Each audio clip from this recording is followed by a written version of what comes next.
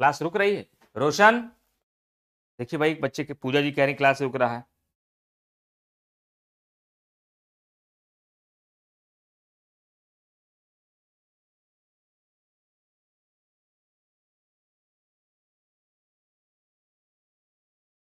Refresh करिए भाई, आपकी ही प्रॉब्लम है ये।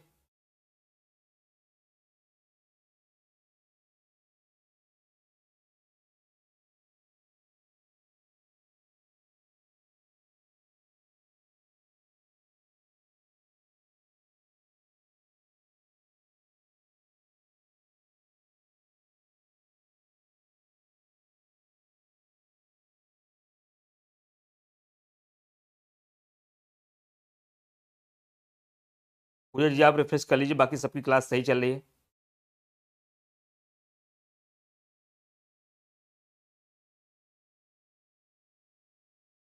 चलिए आगे भाई। नेटवर्क प्रॉब्लम होगी, हाँ कुछ लोगों को नेटवर्क प्रॉब्लम होगी इसीलिए।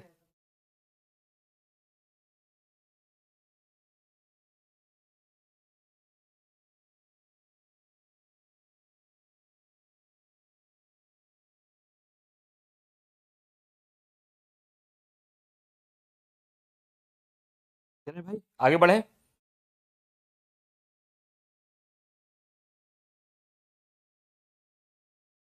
चलिए अगली हेडिंग बनाएंगे आप लोग, उत्तर प्रदेश के महत्वपूर्ण ऐतिहासिक स्थल।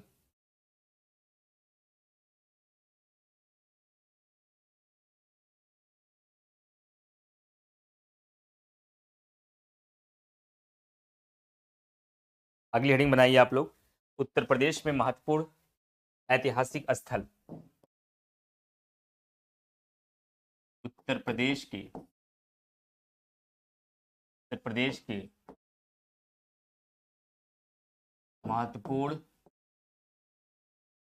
ऐतिहासिक स्थल।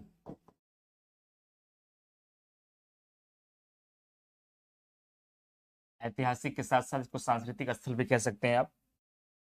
एक मैप बनाइए, कोशिश करूंगा कि मैं एक मैप में आ जाए, अगर ज़्यादा भीड़ हो जाएगी तो हम दूसरा मैप भी बना सकते हैं। और सांस्कृतिक स्थल से बहुत सारे क्वेश्चन एग्जाम में आते हैं, ध्यान रखिएगा। बड़ा इंपॉर्टेंट टॉपिक है, थोड़ा सा कठिन है, नाम कुछ यहाँ ऊट पटांग आपको दिखेंगे, लेकिन तैयार हो जाएगा, बहुत बड़ी बात नहीं है। सांस्कृतिक स्थल में सबसे पहले हम चर्चा करेंगे प्रयागराज की। प्रयागराज में कौन कौन से सांस्कृतिक स्थल है, सबसे पहले मैं इनको देखता हूँ। प्रयागराज में फ्रेंड ध्यान रखिएगा, श्रृंगेरपुर है, क्या है? श्रृंगेरपुर है। और क्या है प्रयागराज में? प्रयागराज में आनंद भवन है, आनंद भवन है। और क्या है प्रयागराज में? प्रतिष्ठानपुरी झूसी में है ये, प्रतिष्ठानपुरी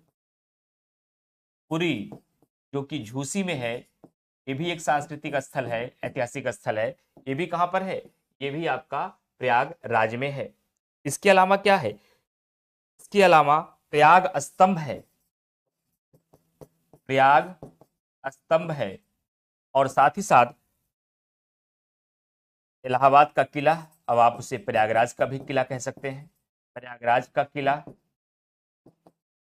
खुसरो बाग, खुसरो बाग, अल्फ्रेड पार्क जिसे चंद्रशेखर आजाद पार्क कहा जाता है, अल्फ्रेड पार्क जिसे चंद्रशेखर चंद्रशेखर आजाद पार्क कहते हैं। ये भी कहां पर है? ये भी आपका प्रयागराज में है। ठीक है, ये सारी चीजें कहां पर हैं? प्रयागराज में है। इसके अलावा ध्यान रखिएगा, जौनपुर से ऐतिहासिक स्थल खूब पूछा जाता है, जो लिंगानुपात में सर्वाधिक है। जौनपुर में, जौनपुर में क्या क्या है? जौनपुर में अटाला मस्जिद है, बहुत इंपॉर्टेंट, अटाला मस्जिद है जौनपुर में। और क्या है? शाही पुल है, शाही पुल है। और क्या है? शाही किला है। ये कहां पर है? ये आपका जौनपुर में है। जौनपुर में अब तक कुछ पढ़ा है आपने? जौनपुर में कुछ नहीं पढ़ाया सर आपने, केवल एक चीज पढ़ाया कि जौनपुर लिंगानुपात की दृष्टि से सबसे बड़ा है। क्या? लिंगानुपात की दृष्टि से सबसे बड़ा है। और उसके बाद यहीं पर बिहार को स्पर्श करता हुआ गाजीपुर है, नाम तो सुना ही होगा आप लोगों ने। मैंने गाजीपुर पढ़ाया है आपको, बिहार से लगा हुआ जिला है। और गाजीपुर में जानते हैं क्या है? भीतरी स्तंभ लेख। क्या? भीतरी स्तंभ लेख है। और लॉर्ड कॉर्नवालिस का मकबरा है। कई बार सवाल पूछा गया, क्या लॉर्ड कॉर्नवालिस का मकबरा है और भीतरी स्तंभ लेख है। भीतरी स्तंभ स्तंभ भीतरी स्तंभ लेख है। भीतरी स्तंभ लेख है। और दूसरा क्या है? लॉर्ड कॉर्नवालिस का लॉर्ड कॉर्नवालिस का मकबरा है। क्या है? लॉर्ड कॉर्नवालिस का मकबरा है। और उसके अलावा कुशीनगर तो कल ही आप लोगों ने पढ़ लिया था, महात्मा बुद्ध का महापरिनिर्वाण है, व्यक्ति और जिले वाले से में ही बने बता दिया था। और मिर्जापुर में चुनार का किला है, प्रयागराज के बगल यहीं पर लगा हुआ, सोनभद्र के बीच में मिर्जापुर। और मिर्जापुर में क्या है? चुनार का किला। ये कई बार पूछा गया चुनार किला, ये ध्यान रखिएगा। चुनार का किला, चुनार का किला जो है ये कहां पर है आपका? इसी मिर्जापुर में है। तो यहाँ मिर्जापुर इंपॉर्टेंट है, गाजीपुर इंपॉर्टेंट है, जौनपुर इंपॉर्टेंट है। प्रयागराज में तो बहुत कुछ है। प्रयागराज में सिंगेरपुर है, आनंद भवन है, प्रतिष्ठानपुरी है, प्रयाग स्तंभ है, प्रयागराज का किला है, खुसरो बाग है, अल्फ्रेड पार्क है जिसे चंद्रशेखर आजाद पार्क कहते हैं। गाजीपुर का लॉर्ड कॉर्नवालिस बहुत इंपॉर्टेंट है, लॉर्ड कॉर्नवालिस का मकबरा है, चुनार का किला है, भीतरी स्तंभ लेख है। और जौनपुर बड़ा फेमस है भाई, अटाला मस्जिद, बहुत बार एग्जाम में सवाल आया है। अटाला मस्जिद, शाही पुल, शाही किला, ये सब कहां पर है? ये सब आपका जौनपुर में है। इसके अलावा आप इधर लेकर के आएंगे आपको उत्तर साइड में सहारनपुर बड़ा इंपॉर्टेंट है ऐतिहासिक स्थलों के मामले में। सहारनपुर क्या है खास सहारनपुर में, आइए देखते हैं। सहारनपुर बड़ा इंपॉर्टेंट है। सहारनपुर में दारुल उलूम संस्थान है। क्या? दारुल दारुल उलूम संस्थान है। साथ ही साथ क्या है? देवबंद, देवबंद है यहीं पर। दारुल उलूम संस्थान के साथ साथ क्या है? देवबंद यहीं पर है। हुलास, एक हड़प्पा स्थल क्या है? हुलास और देवबंद, ये सब कहाँ है? ये आपका सहारनपुर में है। यही शाकांभरी देवी मंदिर भी है, शाकांभरी देवी का मेला यही लगता है। शाकांभरी देवी देवी मंदिर भी कहाँ है? यही आपका सहारनपुर में है। ठीक है। और उसके बाद ध्यान रखिएगा, यहां नीचे आएंगे तो आपको मेरठ मिलेगा। मेरठ में आपका हस्तिनापुर है। क्या है? हस्तिनापुर, जो कौरवों की राजधानी थी। हस्तिनापुर, हस्तिनापुर ब्रैकेट में लिखिएगा, कौरवों की राजधानी। और क्या है मेरठ में? इसी मेरठ में फ्रेंड्स ध्यान रखिएगा, कौरवों की राजधानी के अलावा यहीं पर आपका आलमगीरपुर हड़प्पा स्थल है। आलमगीरपुर, आलमगीरपुर हड़प्पा हड़प्पा स्थल है। क्या है? आलमगीरपुर हड़प्पा स्थल भी यहीं पर है आपका, कहां पर? मेरठ में। इसके अलावा जो सबसे ज्यादा इंपॉर्टेंट है वो आपका आगरा में है। एटा में एक बड़ा इंपॉर्टेंट है, अंतरजी खेड़ा एक स्थल है। आप लोगों ने इतिहास में पढ़ा होगा, एटा में अंतरजी खेड़ा, और ऊपर होगा, जगह होने के नाते मैंने नीचे लिख दिया है, अंतरजी खेड़ा ऐतिहासिक स्थल है। ये एग्जामिनेशन में कई बार आया है, ये एटा में है। और सारी जितनी ऐतिहासिक स्थल है सब लगभग लगभग आगरा में है, आगरा और फतेहपुर सीकरी में। तो फतेहपुर सीकरी आगरा के भीतर ही है समझिए। तो क्या क्या यहाँ पर है इसको जरा देख लीजिए, क्या क्या यहाँ है आपका आगरा में। तो आगरा में बहुत सारे ऐतिहासिक स्थल हैं फ्रेंड, ध्यान रखिएगा। सबसे पहले बुलंद दरवाजा, बुलंद दरवाजा, बुलंद दरवाजा है। और क्या है? जोधाबाई का महल है। क्या? जोधाबाई का महल है। झांसी का किला तो आपका, लक्ष्मीबाई महल आपका झांसी में है, लेकिन जोधाबाई का महल इसी फतेहपुर सीकरी में है। जोधाबाई का महल, क्या? जोधाबाई का महल आपका इसी आगरा में है। और साथ ही साथ ताजमहल, आगरा का किला और अकबर का मकबरा, अकबर का मकबरा भी यहीं पर है। ताजमहल भी यहीं पर है। क्या? ताजमहल भी यहीं पर है। और आगरा का किला भी है। आगरा का किला, ये सारी चीजें यहीं पर हैं, देख लीजिए ध्यान से। बुलंद दरवाजा, जोधाबाई का महल, अकबर का मकबरा, ताजमहल, आगरा किला, ये सब कहां पर है? इसी आगरा में। मैंने अलग से फतेहपुर सीकरी नहीं लिखा है, उसी के भीतर ही है आपका। तो आगरा में सबसे पहले बुलंद दरवाजा, जोधाबाई का महल, अकबर का मकबरा, ताजमहल और आपका आगरा का किला है। और यहीं पर फ्रेंड झांसी की बात किया जाए तो झांसी में दो चीजें हैं आपके ऐतिहासिक स्थलों के रूप में। एक तो है आपका झांसी का किला और लक्ष्मीबाई महल है। झांसी की अगर हम बात करें, यहाँ पर ये ललितपुर के बगल आपका झांसी लगा हुआ है, झांसी। तो यहाँ ध्यान रखिएगा, झांसी का किला और लक्ष्मीबाई महल है। झांसी का किला, झांसी का किला और लक्ष्मीबाई महल, इतना ही लिखेंगे, बाकी दूसरा मैप बनाएंगे। लक्ष्मीबाई का महल। बच्चे को कंफ्यूजन कहां पर होगा? जोधाबाई, ये देखिए जोधाबाई का महल, लक्ष्मीबाई का महल। तो जोधाबाई का महल आपका आगरा में है, लक्ष्मीबाई का महल आपका झांसी में है, और झांसी में झांसी का किला भी है। इसके अलावा अभी सेहत महल है, निमिषारण्य है, मुबारक मंजिल है, छतर मंजिल है, भूल भुलैया है, और उसके बाद बड़ा इमाम बाड़ा है। ये सब लखनऊ में है। पहले इतना नोट करिए, फिर आपको आगे के बताते हैं। पहले इतना नोट करिए आप लोग।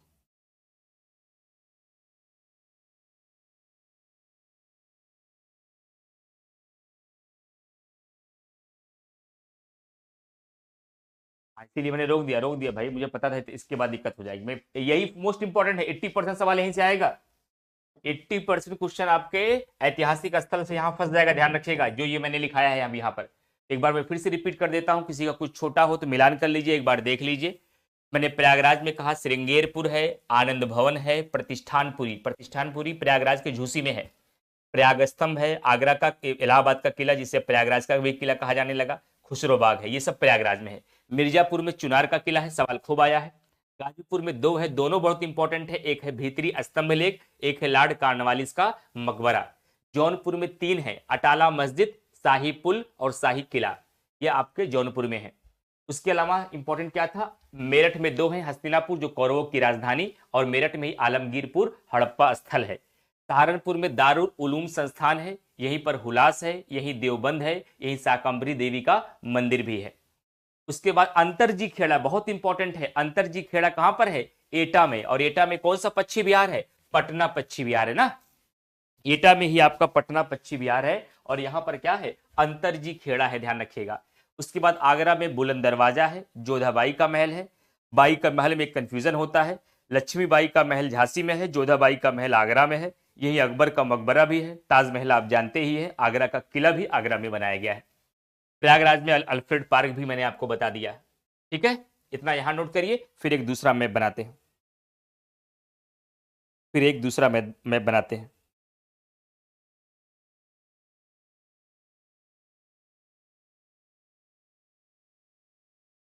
चलिए एक मैप और ड्रा करिए। कल इसका रिवीजन होगा, ध्यान रखिएगा। कल दिन तैयार करके आइएगा, कल इसका रिवीजन हम कराएंगे क्लास में।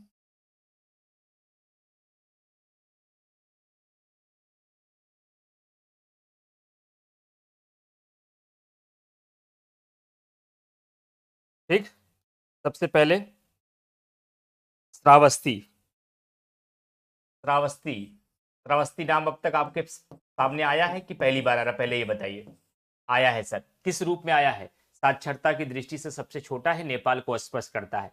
क्या है? यहाँ पर सेहत मेहत है, सेहत मेहत, सेहत मेहत जो है आपका, ये आपका श्रावस्ती में है।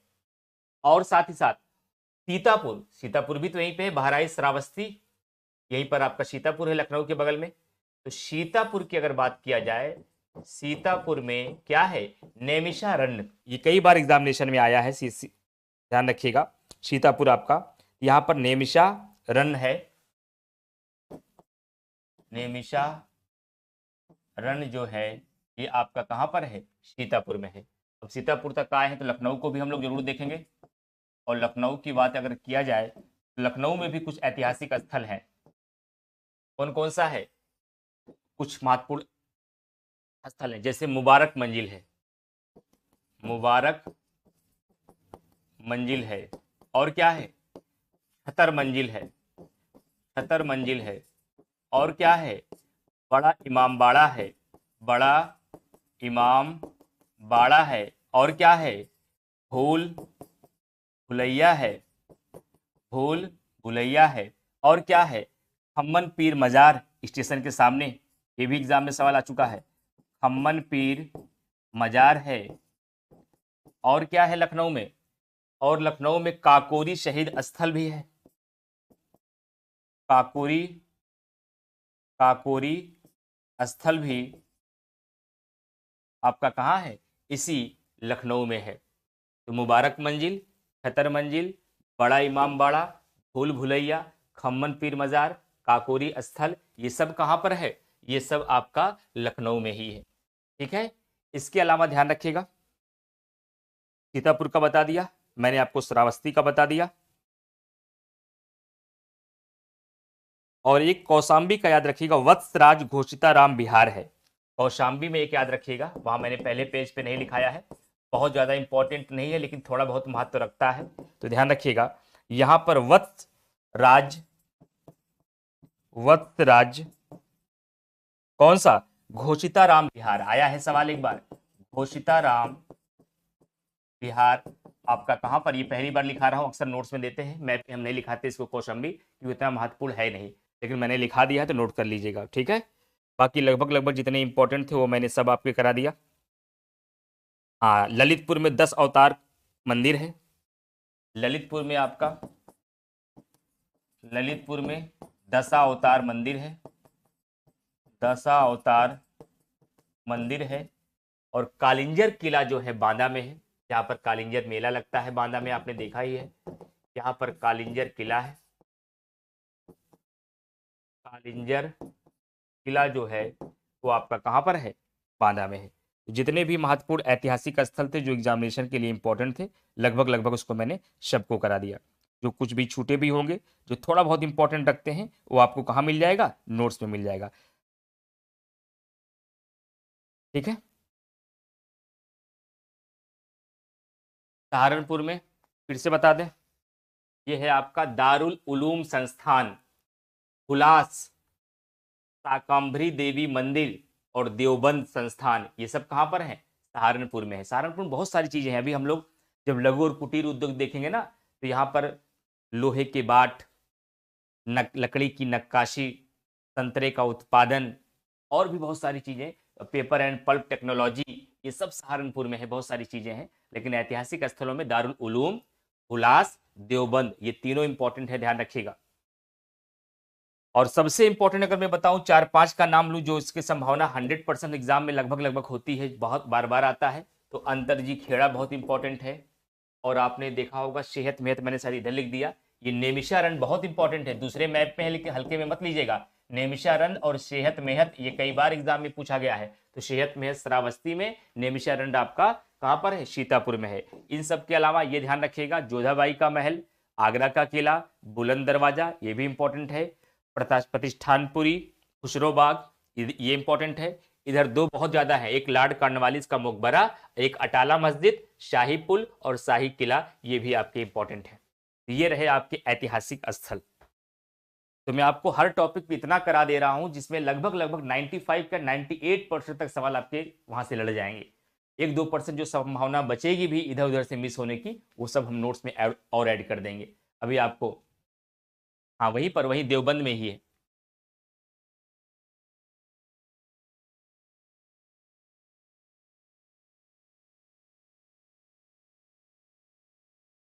इसी से कई बार दारुल उलूम नहीं देता, देवबंद अलग से दे देता है, तो यहीं पर है ये दारुल उलूम संस्थान, देवबंद में ही है, सहारनपुर में एक स्थान है देवबंद।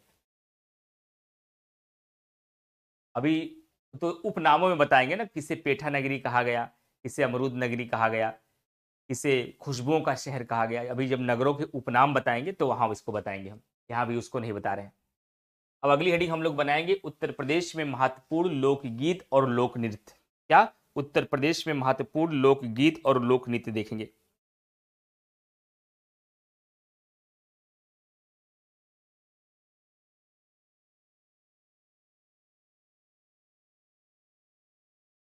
चलिए ओके बोलिए, फिर हम आगे बढ़ते हैं।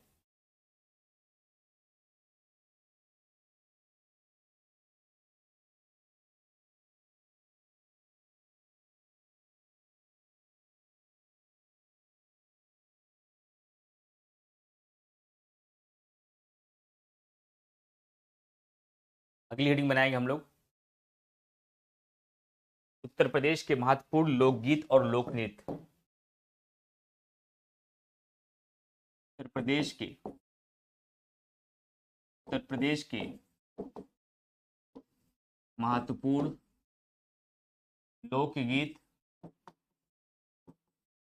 एवं लोक नृत्य। लोक नृत्य, उत्तर प्रदेश के महत्वपूर्ण लोकगीत एवं लोक नृत्य।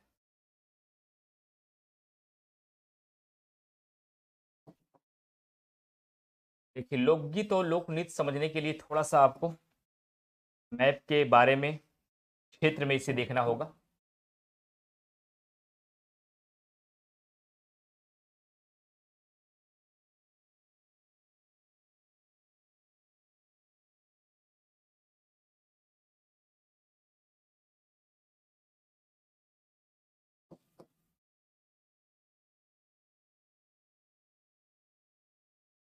देखिए, अगर इसे समझना है, लोकगीत और लोक नृत्य बड़ा खतरनाक सवाल होते हैं।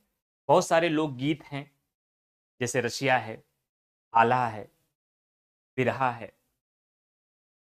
उसी प्रकार से बहुत सारे लोक नृत्य भी हैं। पाई डंडा है, कार्तिक गीत है, तेरा है, दीपावली है।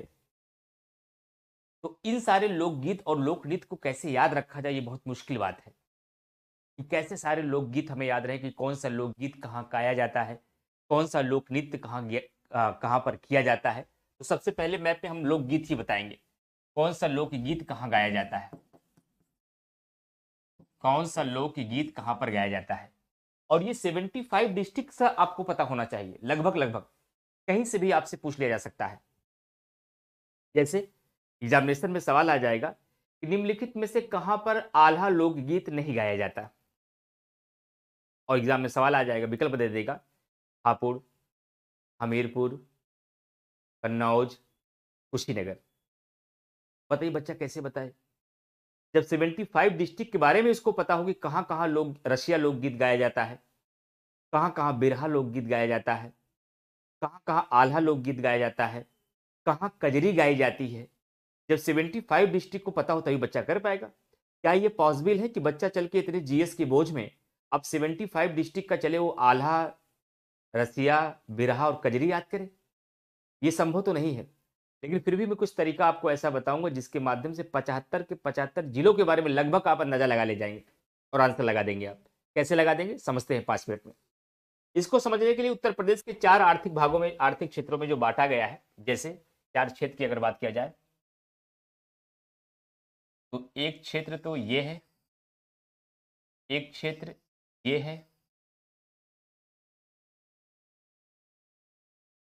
ये, और कह सकते हैं एक क्षेत्र लगभग ये है। अगर इसको हम अलग अलग कलर से आपको समझाने का प्रयास करें, ये हो गया मान लीजिए, एक ब्लू लाइन हो गई, दिल्ली की मेट्रो चल रही सब आपकी, एक पिंक लाइन हो गई,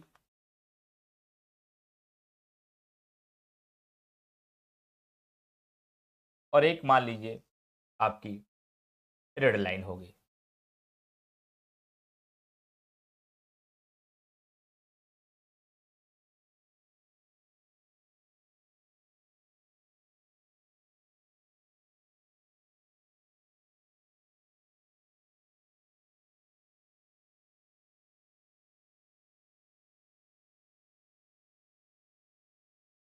ये जो ग्रीन लाइन से आप देख रहे हैं ना, ये है ब्रजभूमि। इसे क्या कहा जाता है? इसे ब्रजभूमि कहा जाता है। इसे हम पश्चिमी उत्तर प्रदेश के नाम से जानते हैं, पश्चिमी उत्तर प्रदेश के नाम से जानते हैं। और जो ये ब्लू कलर में आप देख रहे हैं ना, ब्लू लाइन जो है, ये बुंदेलखंड है। कौन है ये बुंदेलखंड है। और जो ये पिंक लाइन में है, ये अवध क्षेत्र है। और जो ये रेड लाइन में आप देख रहे हैं, ये पूर्वांचल है, जिसे पूर्वी उत्तर प्रदेश कहते हैं। पूर्वी उत्तर प्रदेश कहते हैं ना। अब इसको अलग अलग जिलों के रूप में आपको नहीं याद रखना कितने जिले हैं, उनके सभी जिलों का नाम याद रखें। पश्चिमी में कितने हैं, अवध में कितने हैं, पूर्वी में कितने हैं, लेकिन बुंदेलखंड जरूर याद रखिएगा। बुंदेलखंड के अंतर्गत आपका चित्रकूट आता है, बांदा आता है, महोबा आता है, और ललितपुर आता है, झांसी आता है, और जालौन आता है। ये जो जिले हैं आपके, चित्रकूट, बांदा, महोबा, झांसी, ललितपुर, और एक सातवां जिला है हमीरपुर। ये 7 डिस्ट्रिक्ट बुंदेलखंड में आते हैं। इसको याद रखिएगा कम से कम, क्योंकि सवाल आया है कई बार कि निम्नलिखित में से कौन बुंदेलखंड का हिस्सा नहीं है, तो ये 7 बुंदेलखंड के हिस्से हैं। अब आप अलग अलग क्षेत्रों में इसको मैंने दिखा दिया कि भैया देखो, ये जो ग्रीन लाइन है, ये पश्चिमी उत्तर प्रदेश है, और पश्चिमी उत्तर प्रदेश को ब्रजभूमि के नाम से हम लोग जानते हैं। और उसके अलावा जो पूर्वांचल है, ये पूर्वी उत्तर प्रदेश के नाम से जानते हैं। ये बीच का अवध क्षेत्र है, और नीचे वाला बुंदेलखंड है। क्या है? बुंदेलखंड है। अच्छा, कल महोत्सव में एक सवाल मिस हो गया, इसको नोट कर लीजिए, अचानक से दिमाग में हमारे बात याद आई।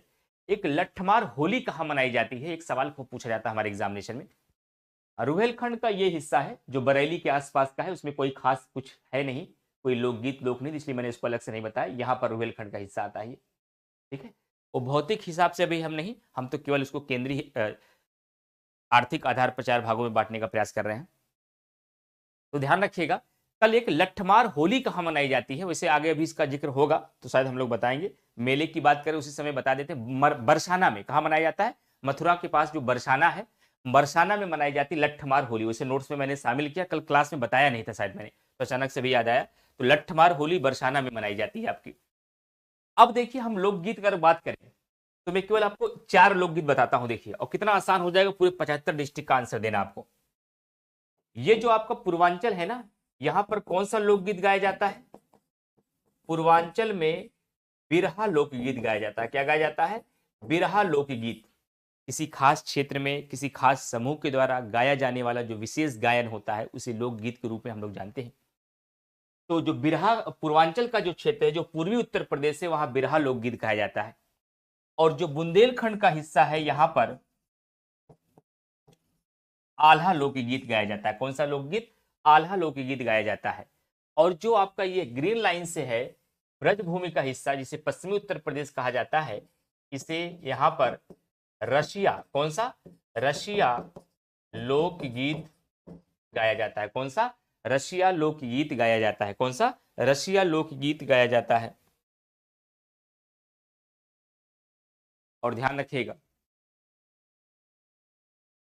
इसके अलावा आपका जो सोनभद्र और मिर्जापुर का क्षेत्र है, मुख्य रूप से यहां जो मैं ब्लैक से कर रहा हूं, सोनभद्र और मिर्जापुर, इन दोनों क्षेत्रों में कजरी खूब प्रचलित है। कौन सी लोकगीत गाई जाती है? कजरी लोकगीत गाई जाती है।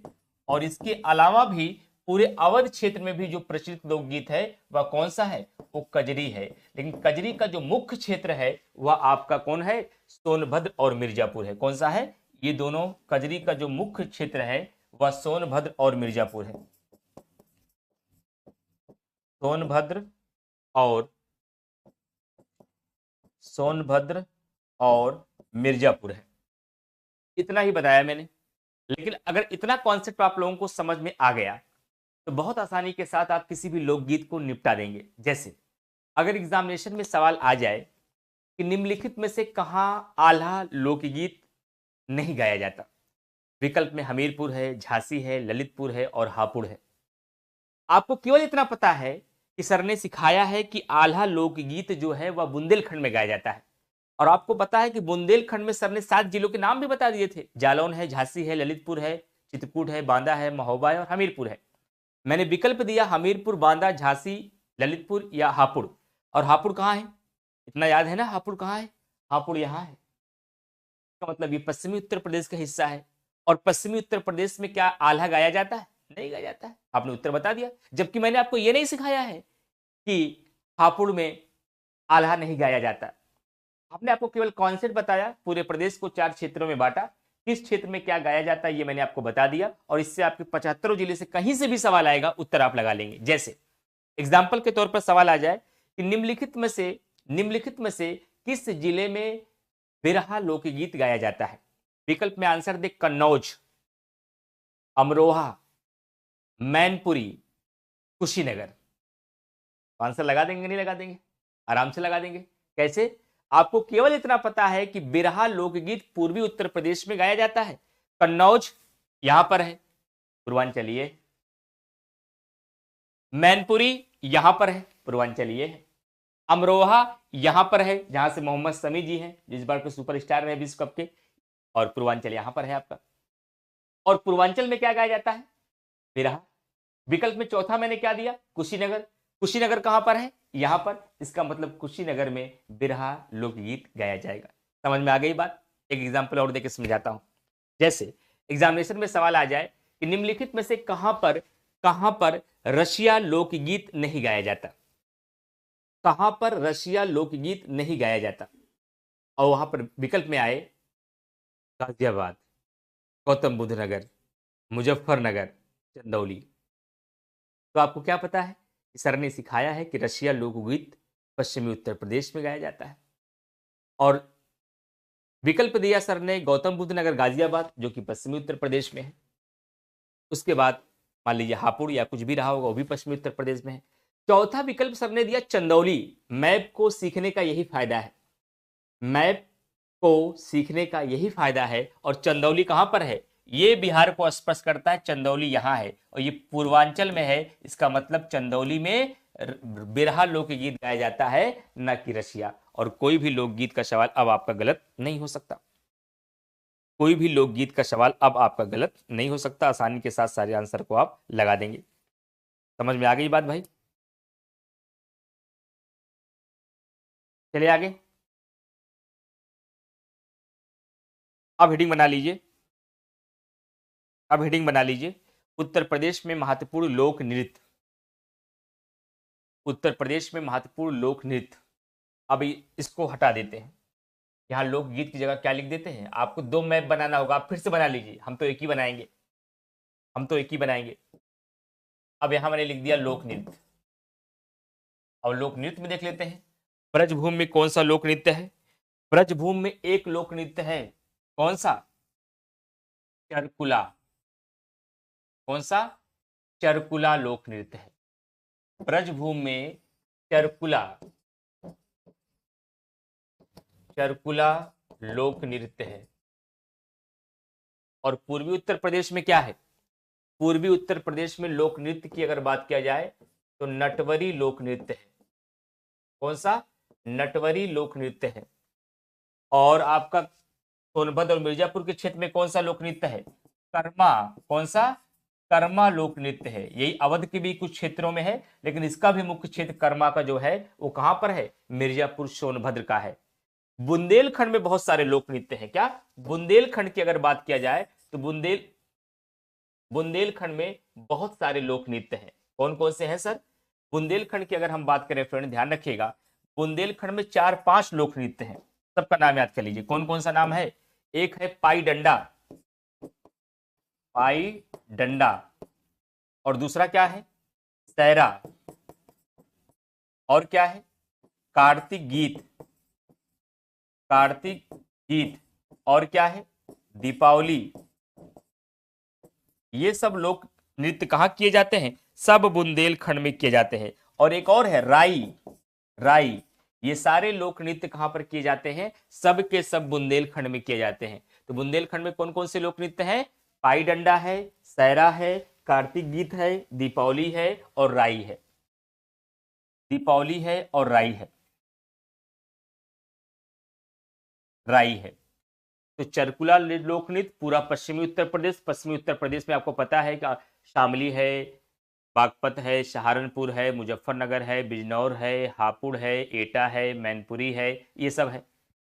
और बुंदेलखंड में 7 जिलों का नाम याद है, और इन 7 जिलों में क्या होगा? पाई डंडा, सैरा, कार्तिक गीत, दीपावली और राई। और पूरे पूर्वी उत्तर प्रदेश में नटवरी लोक नृत्य है। मिर्जापुर और सोनभद्र के क्षेत्र में आपका कर्मा लोक नृत्य है, और यही अवध के भी कुछ क्षेत्रों में है। एक लोक नृत्य है चौरसिया, जो जौनपुर में किया जाता है। यहाँ जौनपुर में एक लोक नृत्य बड़ा फेमस है।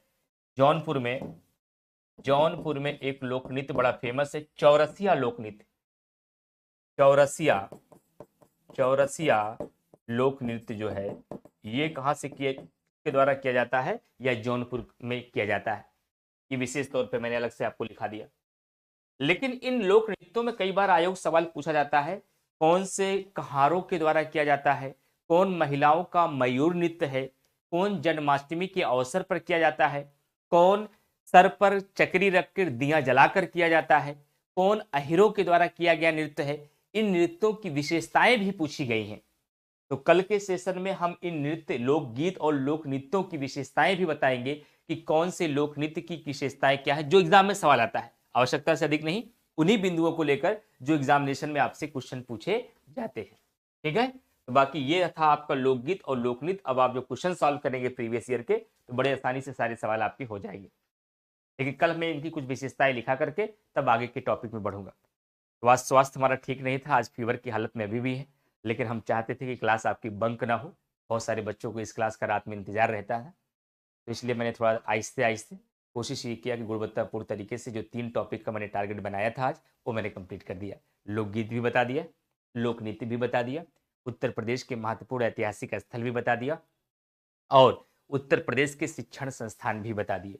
तो 3 टॉपिक है, इसको 3 टॉपिक का रिवीजन करके आइएगा। 3 टॉपिक का पहले 5 मिनट में रिवीजन कराएंगे, फिर इन लोकगीत लोकनृत्य के कुछ तथ्यात्मक पॉइंट है, उनकी विशेषताएं लिखाएंगे, और उसके बाद फिर हम लोग कल के सेशन में हमारा प्लान है कि उत्तर प्रदेश में खनिज पढ़ेंगे, उत्तर प्रदेश में लघु उद्योग और कुटीर उद्योग पढ़ेंगे, उत्तर प्रदेश के महत्वपूर्ण कारखाने पढ़ेंगे, उत्तर प्रदेश की महत्वपूर्ण झीलें पढ़ेंगे, और उत्तर प्रदेश के तटवर्ती नगर के जो जो तट नदियों के किनारे बसे हुए जो शहर हैं वो पढ़ेंगे। कल 5 टॉपिक हम लोग के टारगेट में है। ठीक है, तो आज के सेशन में बस इतना ही रखेंगे हम लोग, कल इसके बाद फिर से मिलेंगे। अवध के लोक नृत्य में यही मोस्टली कर्मा ही है जहां जहां किया जाता है, जहां जहां, लेकिन कर्मा का मुख्य क्षेत्र जो है सोनभद्र और मिर्जापुर है। जैसे कजरी का जो मुख्य क्षेत्र है वो भी सोनभद्र और मिर्जापुर ही है, लेकिन पूरे अवध के क्षेत्र में कजरी ही गाई जाती है। नौटंकी सबसे प्रचलित लोक नृत्य माना जाता है जो कानपुर के क्षेत्र में है। ये पूरे उत्तर प्रदेश में अगर कभी सवाल आ जाए कि उत्तर प्रदेश का सबसे प्रचलित नृत्य क्या है, लोक नृत्य क्या है, तो नौटंकी है। पीडीएफ नोट्स दे दिया गया है, मिल गया भाई। 11 कितने टॉपिक का पीडीएफ नोट्स गया, मैं पढ़ के सुना देता हूं। आप लोगों ने चेक नहीं किया, चेक कर लीजिए एक बार अपने नोट्स में। इसमें आप लोगों ने साइट चेक नहीं किया है, उसको चेक कर लीजिए आप लोग। मैं बता देता हूं क्योंकि हमारे पास पीडीएफ आया था। और एक सेकंड मुझे टाइम दीजिए थोड़ा सा। कितने टॉपिक का नोट्स चला गया पता है? उत्तर प्रदेश का समान परिचय, समान परिचय, लगे हुए राज्यों से लगे हुए जिले, उत्तर प्रदेश के मुख्यालय, बहुउद्देशीय नदी घाटी परियोजना, उत्तर प्रदेश के हवाई अड्डे, शोध संस्थान, मेले और महोत्सव, पार्क व सिटी, व्यक्ति और उनसे संबंधित जिले, वन्यजीव विहार पक्षी विहार, औद्योगिक संस्थान, नदियों के किनारे बसे शहर, महत्वपूर्ण खनिज, महत्वपूर्ण कारखाने, महत्वपूर्ण लघु और कुटीर उद्योग और महत्वपूर्ण झीलें। इतने मैटर आपके जा चुके हैं, देख लीजिएगा। ठीक है, और इसमें से जो उत्तर प्रदेश का शिक्षा है और जो आपका लोकगीत लोक नृत्य है, अब इसको अगले सेशन में जाएगा। लगभग कितने टॉपिक मैंने भेज दिए? 12 से 15। अब जब 12-15 फिर हो जाएगा तब सेकंड फेज में आपका नोट्स जाएगा फिर। और ठीक है, कराएंगे कराएंगे भाई, आपको परेशान मत होने की जरूरत करिए। मैं हमेशा बच्चों से कहता हूं कि जब तक सांस में सांस है, जब तक हम टीचिंग करेंगे, हमें ये नहीं पता कि हमारे सामने वाला पढ़ने वाला जो बच्चा है वो अपनी पढ़ाई के प्रति कितना ईमानदार है, लेकिन हमें ये खूब पता है कि हम अपने पढ़ाने के प्रति बहुत ईमानदार हैं। हम उसके लिए एक भी कसर नहीं छोड़ते। तो आप अपने लिए काम करें या ना करें वो आपकी जिम्मेदारी है, लेकिन जो हमारा काम है हम उसके प्रति बहुत ईमानदार है। जो आपके सिलेबस का हिस्सा है वो आपको बताने की जरूरत नहीं। किसी बच्चे ने कहा कि रामसर साइड जरूर करा दीजिएगा, वो आपकी चिंता का विषय नहीं है, वो हमारी चिंता का विषय है। और जो हमने कह दिया है उसको हम कराएंगे ही। रामसर साइड बोला है तो कराएंगे, वन डिस्ट्रिक्ट वन प्रोजेक्ट बोला है तो कराएंगे, और उत्तर प्रदेश में जीआई टैग बताया है बोला है तो कराएंगे। जितना मैंने कह दिया है वो मैं हर हाल में कराऊंगा, यही हमारी ताकत है। उसमें कुछ भी गड़बड़ नहीं होगा, उसके लिए आप बिल्कुल तनाव मत, आप ये तनाव रखिए कि आप पढ़ पाएंगे नहीं।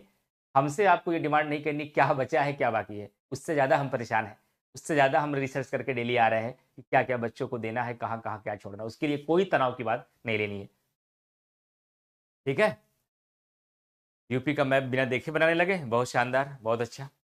तो लगभग लगभग हम लोग 50% यूपी निपटा दिए हैं, ध्यान रखिएगा। 15 टॉपिक के आसपास पहुंच गए हैं हम लोग।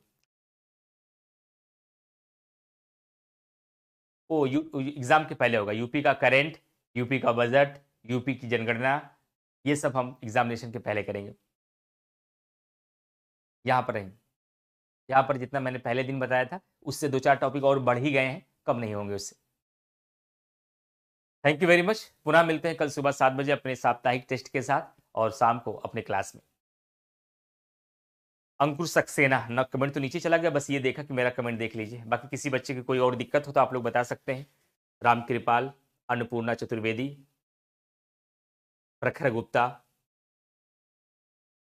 प्रतिमा मिश्रा, अब जिले दिखने लगे ना, जिला दिखने बहुत जरूरी। मैंने तो पहले दिन ही कहा था कि धीरे धीरे आगे बढ़ते रही, कुछ दिन बाद 75 डिस्ट्रिक्ट आपको दिखने लगेंगे।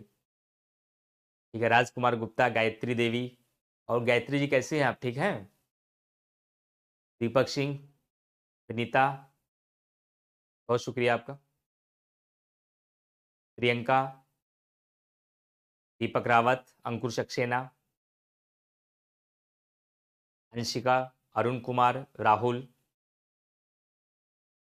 करंट अफेयर करने के लिए अगर अब तक करंट अफेयर नहीं पढ़ा है तो 5 सितंबर से हमारी यूट्यूब पे जाकर खाली क्लास करके आइए, दिसंबर तक कर लीजिए, पूरा 1 साल का तैयार हो जाएगा करंट अफेयर।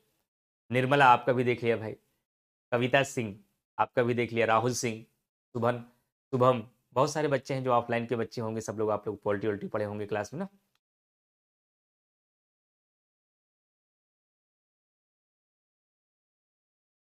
सांस्कृतिक स्थल, हाँ सब सब आएगा, अभी कुछ छूटेगा नहीं, परेशान मत होइएगा। थैंक यू वेरी मच, ठीक है, कल मिलते हैं। सुभाष शुक्ला, चलिए बहुत अच्छी बात, thank you very much.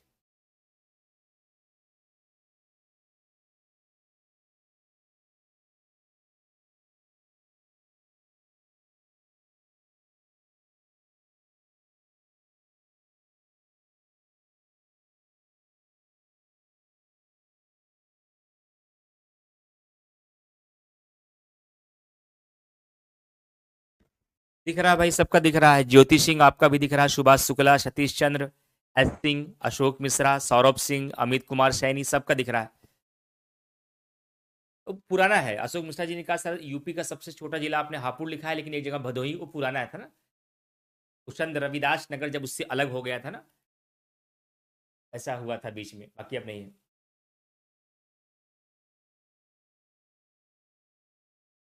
Pyarelal Rajbhar, server, Kuldeep Nayyar, Richa,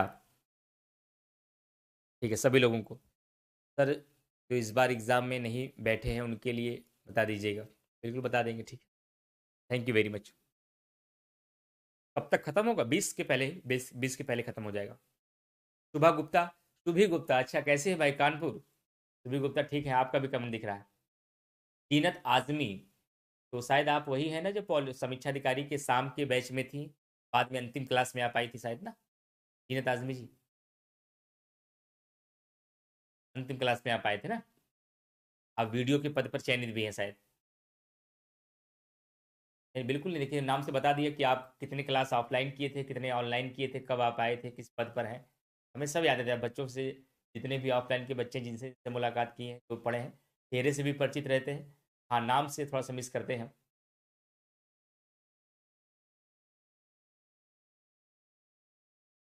सरिता सिंह, बहुत शुक्रिया, धन्यवाद आपका। अवध का कोई अलग से लोक नृत्य, वही वही आपका जो लोक नृत्य है, जो कर्मा है, कर्मा, वही वही अवध के क्षेत्र में भी वही है।